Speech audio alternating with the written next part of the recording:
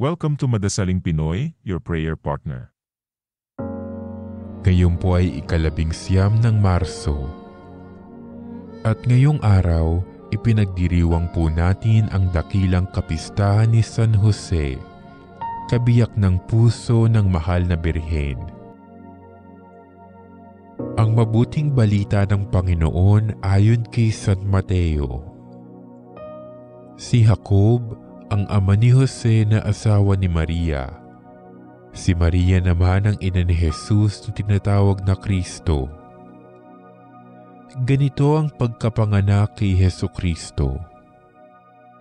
Si Maria na kanyang ina at si Jose ay nakatakda ng pakasal. Ngunit bago sila nakasal, si Maria ay natagpo ang nagdadalang tao. Ito'y sa pamamagitan ng Espiritu Santo. Isang taong matuwid itong si Jose na kanyang magiging asawa. Ngunit ayaw niyang mapahiya si Maria kaya't ipinasya niyang hiwalayan ito ng lihim.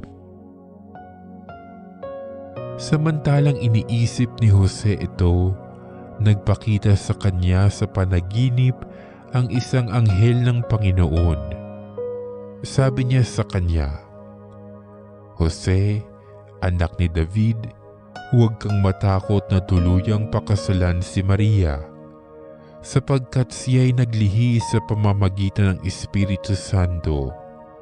Manganganak siya ng isang lalaki at ito'y pangangalanan mong Jesus, sapagkat siya ang magliligtas sa kanyang bayan sa kanilang mga kasalanan."